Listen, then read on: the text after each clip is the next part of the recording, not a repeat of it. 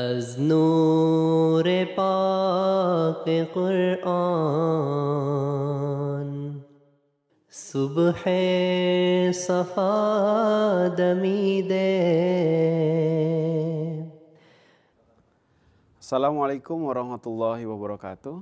Para pemirsa MTA dimanapun Anda berada, senang bisa kembali menyapa Anda semua dalam program Lafaz Al-Masih, sebuah program yang akan membahas sabda, nasihat, dan juga fatwa dari pendiri Jemaat Ahmadiyah, Hazrat Mirza Ghulam Ahmad alaihissalam, tentang berbagai topik yang terangkum dalam kitab Malfuzat. Bersama saya, Harpan Ahmad, dan juga narasumber kita, Maulana Dili Sadili Fadal Ahmad. Dalam 25 menit ke depan, kita akan membahas satu topik yang baru, yaitu tentang wahyu dan kedudukan Hazrat Mirza Ghulam Ahmad alaihissalam. Namun seperti biasa, sebelum kita masuk pada bahasan, kita akan terlebih dahulu menyapa narasumber kita. Assalamualaikum warahmatullahi wabarakatuh, Pak Dili. Waalaikumsalam warahmatullahi wabarakatuh. Alhamdulillah Pak, kita masih eksis banyak membahas Malfuzat dan tentu menambah banyak sekali pengetahuan, ya, ilmu-ilmu baru yang kita raih. Seperti bahasan kita kali ini cukup menarik, dan di luar sana bahasan ini sangat banyak sudut pandang yang berbeda. Ya, yaitu tentang wahyu dan kedudukan Hazrat Mirza Ghulam Ahmad alaihissalam.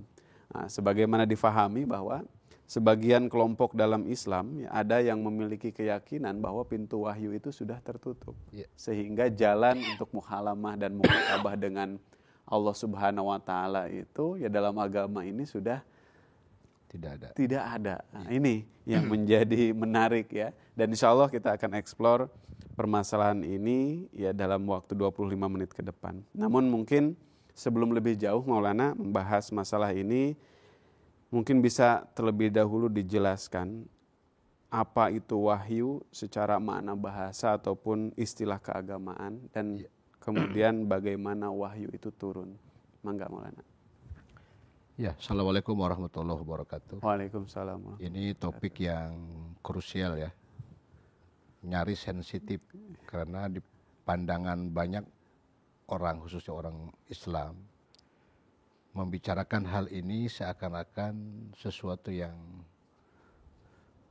nyerempet ke hal masalah keimanan gitu, ya. Tetapi ini memang harus di-clearkan. Nah, saya sangat beruntung dengan berada di jemaahnya Hadrat Imam Salam, yang beliau dengan cukup gamblang menjelaskan. Padahal hakikatnya gini, bagi orang-orang yang mau belajar sedikit saja, misalnya bahasa Arab itu sebagai alat untuk kita memahami. Kenapa Al-Quran itu pakai bahasa Arab? Karena bahasa itu dibahasakan oleh Allah Ta'ala kan sebagai bahasa yang paling jelas gitu, dan mudah untuk dipelajari. Wahyu bahasa Arab itu asal katanya hayya, maknanya segera, cepat gitu. Kenapa wahyu Quran ini sebutnya itu wahyu? Karena dari semenjak diwahyukan kepada Rasulullah sampai Islam itu berakhir, sampai sempurna ajarannya, itu sangat cepat datang dan diterima oleh manusia pada saat itu. Nah, itu secara bahasa. Secara syariat, wahyu itu adalah Quran membahasakannya kalamnya Allah, atau perkataan Allah Subhanahu wa Ta'ala yang Allah sampaikan kepada makhluknya. Bukan hanya kepada Nabi, tapi kepada semua makhluk Allah melalui perantaraan. Bisa melalui perantaraan diutusnya utusan, atau bahasa lainnya dengan kasyaf, atau dengan Allah langsung. Nah, itu kan digambarkan di Quran surah ke-42. Asy-Syura itu. Allah berfirman, A'udzubillahi minasyaitonir rajim. Ma kana li basyarin ayyukalimallahu illa wahyan aw min wara'il hijab yursila rasul. Di situ pakai wajannya wajan fi'il mudhari. Yukalimullahu. Allah akan dan sedang berkata-kata li basyarin, kepada manusia biasa. Wa ma kana li basarin, dan tidak mungkin manusia itu an yukalimullahu akan berkata-kata kepada manusia illa kecuali wahyan. Allah mewahyukannya. Dengan apa caranya? Wahyu langsung. Yang kedua, min wara'il hijab, diterjemahkan oleh para mufassirin, itu artinya maknanya kasyaf. Di belakang tabir. Ada ilham, ada kasyaf, ada wahyu. Itu tingkatannya berbeda. Ilham lebih tinggi daripada kasyaf.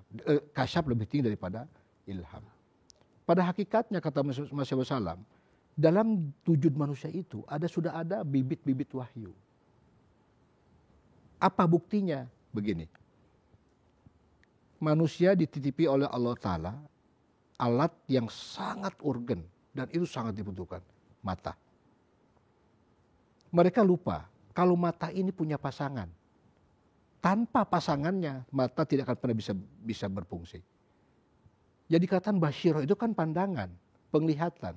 Bukan mata. Mata itu ayun. Ayun mata. Kalau basyirahnya itu pandangannya.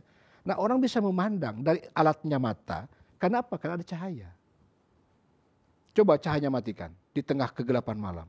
Mata yang sehat ini, yang normal ini, jadi tidak ada fungsi apa-apa ketika cahaya tidak datang. Maka pasangan mata itu mutlak dibutuhkan adalah cahaya. Satu lagi apa? Telinga. Udhunun.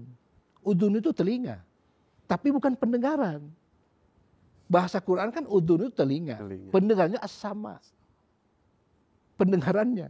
Nah, kita bisa mendengar, Pak Harpan bisa dengar suara saya. Karena apa? Karena ada udara yang merambatkan suara saya. Tanpa itu, Pak Harpan tidak akan bisa dengar apa-apa. Nah, ketika fungsi telinganya tidak berfungsi, tidak bisa menangkap sinyal itu, disebut tunarungu. Kenapa? Karena udara yang merambatkan cahaya tidak bisa nyampe. Gitu kan. Nah, itu sebenarnya yang harus dipahami oleh orang-orang hari ini. Mata dengan cahaya, telinga dengan udara, sehingga bisa berfungsi. Yang satu lagi apa? Akal. Dengan apa? Dengan bimbingan wahyu.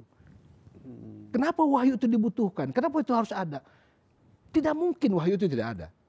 Karena manusia dititipi akal. Tanpa ada wahyu, bagaimana orang bisa memahami? 1 tambah 1 2. Dari mana dia paham? Nah, pemahaman yang dia dapatkan itu, hakikinya dari apa? Dari wahyu itu. Maka menjadi sesuatu yang aneh bin ajaib ketika orang menolak wahyu. Padahal wahyu itu hakikatnya adalah pasangannya akal. Maka tadi Nabi Rasul mengatakan, dalam manusia itu ada bibit-bibit wahyu itu. Artinya apa? Ketika manusia dilahirkan dengan akalnya, nanti berkembang sesuai dengan perkembangan fisiknya. Maka itu akan terus berkembang. Maka di Quran ada bahasa gini kan, wa auha rabbuka ilan nahl antahidhi minal jibali buyutan. Dan Allah dan Tuhannya telah mewahyukan kepada lebah. Makna coba tanya, kira-kira wahyu ke lebah seperti apa? Apa Jibril datang kepada lebah ngomong gitu? Na'udzubillah, summa na'udzubillah. Pasti para mufassirin bukan itu maknanya. Makna wahyu kepada lebah itu artinya naluri. Naluri dikasihkan Allah kepada lebah, bahwa lebah itu kalau mau bersarang ke rumah-rumah, ke buyut, bikin rumah itu, di gunung-gunung itu berdasarkan naluri itu. Bahasa Qurannya wahyu itu. Coba. Artinya apa? Wahyu itu pasangan dari akal. Tidak mungkin. Makanya sesuatu yang semakin kesini semakin heran saya. Kok bisanya orang menolak ini? Terus tapi dari sisi dia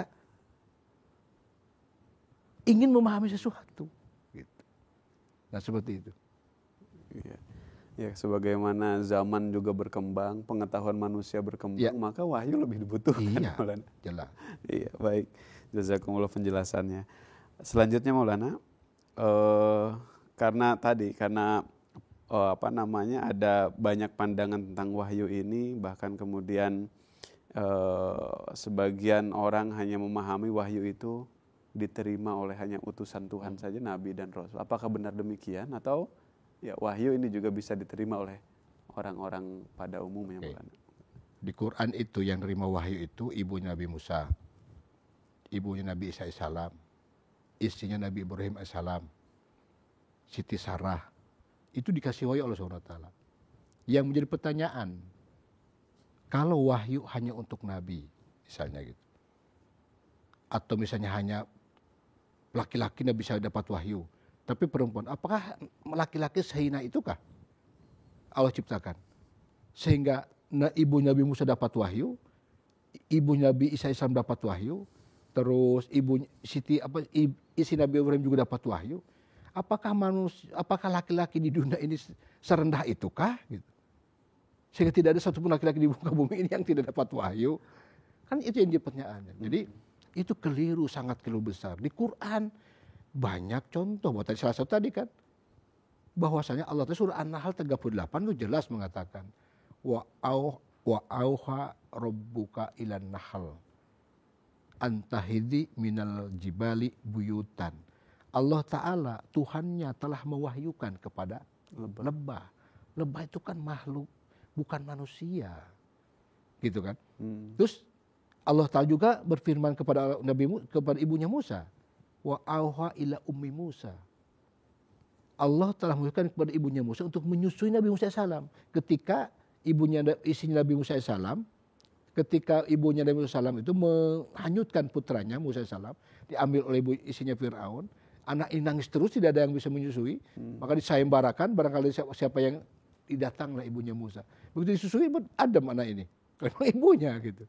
Nah, ketika beliau pun dilarutkan di sungai pun atas wahyu Allah Ta'ala. Sehingga beliau katakan, larutkan anakmu, hanyutkan anakmu, nanti Allah yang akan menjaganya lewat dipantau oleh kakaknya yang perempuan. Jadi keliru, sangat keliru besar mengatakan bahwa wahyu itu hanya untuk para nabi. Sementara di dalam Al-Quran cukup gamblang dan jelas. Ada makhluk di luar manusia yang dapat wahyu. Bahkan manusia juga tapi beda jenis kelamin. Ya tadi perempuan tadi dapat juga wahyu. Artinya kesimpulannya bahwa wahyu itu bisa sampai kepada siapa saja. Seperti yang tadi saya katakan di awal bahwa makna wahyu itu adalah kalamnya Allah. Kepada siapa? Kepada semua orang. Semua makhluk bahkan. Melalui perantaraan Jibril, perantaraan kasyaf, ilham, atau melalui wahyu Allah langsung bicara. Gitu. Singkatnya bahwa bisa saja atas iradah Allah Ta'ala kemudian Allah memberikan wahyu kepada setiap kepada orang. siapapun. Gitu ya. Baik Maulana, jazakumullah untuk penjelasannya. Selanjutnya Maulana, sebagaimana di awal tadi ya sudah kita singgung bahwa sebagian umat Islam itu ada yang meyakini bahwa setelah lengkapnya syariat Al-Quran, ya, sempurnanya syariat Al-Quran, maka pintu wahyu itu sudah tertutup. Maka bagaimana ya penjelasan terkait dengan pandangan seperti ini ya yang sebenarnya supaya orang bisa paham Maulana? Ya, jadi ini salah interpretasi gitu ya kalau kita bahasakan. Bahwa mereka memahami wahyu itu adalah Quran, syariat. Jadi Masih Maud menjelaskan wahyu itu ada dua macam. Ada wahyu syar'i, ada wahyu yang ghairu syar'i yang bukan syariat. Contoh real yang paling tidak bakal bisa dibantah, jika wahyu dalam konteks seluruh wahyu terputus. Maksudnya wahyu yang bukan syariat ataupun yang syariat sudah tidak ada. Pokoknya wahyu, namanya wahyu tidak ada, titik. Misalnya gitu. Akan menjadi sebuah pertanyaan yang susah dijawab. Apa itu? Pertanyaan apa? Ketika Rasul wafat, sampai 3 hari kan, sejarah mencatat Rasul itu 3 hari, 3 malam, belum dikuburkan. Kenapa? Yang pertama itu yang paling mereka tidak bingung itu harus seperti apa ngurus Rasulullah ini? Ia harus seperti apa? Dimandikan seperti biasanya sahabat-sahabat yang lain kah? Atau seperti apa? Itu tertulis di dalam hadis yang cukup terkenal. Bahwasanya saat itu sahabat diserang rasa kantuk. Saking ngantuknya, ini dagunya sampai di dada. Jadi kalau ngantuk begini. Saking ngantuknya. Nah dalam rasa kantuk itulah Jibril datang. Agsilu Nabiyallahu Rasulullah SAW alaihisyabahu. Mandikan Rasulullah jenazahnya bersama pakaian-pakaiannya. Semuanya terbangun dan semuanya mendengar kalimat itu. Nah pertanyaannya, ini wahyu atau bukan? Yeah. Kalau wahyu sudah tertutup, terus ini apa? Terus yang datang siapa? Jadi nanti bahkan ada pertanyaan yang cukup konyol, mohon maaf ya. Kalau wahyu tidak ada, kita diajari dari semenjak SD sampai kita kuliah, malaikat yang menyampaikan itu malaikat Jibril. Nah kalau hari ini wahyu tidak ada, Jibril ngapain? Coba? Pensiun. Jadi pengangguran. Alhamdulillah kan. Jadi pertanyaan ini kalau saya tanya ke mahasiswa UIN, jadi gimana tuh Jibril? Oh sudah beralih fungsi Pak, katanya beralih fungsi, bayangkan. Nah ini kan jadi diakal-akalin akhirnya kan. Padahal kata beliau, kata Rasulullah SAW kan, ladinan liman aklaha. Tidak ada agama yang tidak masuk akal. Kalau ada sesuatu yang tidak masuk akal, pasti bukan datang dari agama. Pasti diakal-akalin gitu. Nah itu yang perlu jadi problem. Jadi sebenarnya orang terkecoh dengan wahyu ini. Pada wahyu itu kan ada dua macam. Ada wahyu syariat dan ada wahyu yang bukan syariat. Beliau katakan bagaimana cara membedakannya. Ini penting. Kenapa? Kalau tidak bisa dibedakan, tadi terjebak dengan kalimat sudah tidak ada wahyu. Titik. Kita sodorkan ini gimana? Kalau Rasul wafat, sahabat bingung seperti apa? Datang Jibril. Semua orang mendengar saat itu. Bahwa Rasulullah SAW itu disuruh oleh Jibril mandikan bersama baju-bajunya. Menjadi pertanyaan, itu wahyu atau bukan? Kan begitu. Kalau itu bukan wahyu, itu apa? Terus yang ngomong itu siapa coba? Ini Rasulnya masih ada, jenazahnya masih ada, masih hangat. Jibril sudah datang. Kalau memang tidak ada, terus ngapain dia datang? Gitu. Nah ini yang perlu ditegaskan, perlu di-clearkan bahwa pandang umat Islam hari ini harus clear. Kenapa umat Islam hari ini terpuruk sangat di dunia ini? Kenapa? Satu yang paling urgen di dalam kehidupan orang beriman adalah wahyu. Karena akal manusia bisa sampai kemanapun karena ada wahyu. Gitu. Nah kita tidak terima ini, makanya apa? Islam menjadi bulan-bulanan. Karena sejatinya makrifat yang Allah berikan kepada kita ditolak oleh mereka. Gitu. Baik, jelas Maulana Jazakumullah. Menarik tadi disinggung bahwa wahyu itu ada dua jenis. Ada wahyu syariat dan wahyu non syariat. Bagaimana membedakan dua jenis wahyu ini Maulana? Jadi kata beliau gini, ini jadi hal yang sangat urgen bagi orang beriman supaya bisa membedakan antara wahyu syariat dengan wahyu bukan syariat. Itu bisa dilihat dari hurufnya kata beliau. Alif dan lam. Nah di bahasa Arab kalau ada kalimat pakai alif dan lam itu artinya isim ma'rifah. Jelas.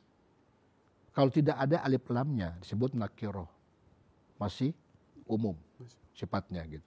Jadi al-wahyu itu yang sudah jelas alif lamnya itu adalah wahyu yang jelas-jelas Nabi bisa bakal datang lagi. Seperti apa? Ya syariat Quran itu. Itu jelas, tidak akan ada perintah sholat baru, tidak akan ada perintah haji baru, tidak akan ada perintah zakat, tidak akan. Karena itu sudah sempurna Rasul bawa. Cuman pertanyaannya, kalau ini sudah ada, sholat sudah ada, terus zakat sudah ada, haji sudah ada. Setelah laksana kita bikin bangunan, tak selesai, sempurna. Terus setelah sempurna itu kita diamin aja gitu. Terus bagaimana kalau pudar catnya, tiba-tiba ada plafon yang coplok, terus kita akan bilang sempurna. Gitu. Nah ini yang orang salah memahami. Benar, Islam itu ajaran yang sempurna. Islam itu syariat yang sangat paripurna. Tetapi Allah akan memainkan ini. Akan terus memelihara kesempurnaan Islam ini melalui siapa? Dengan tadi wahyu yang bukan syariat.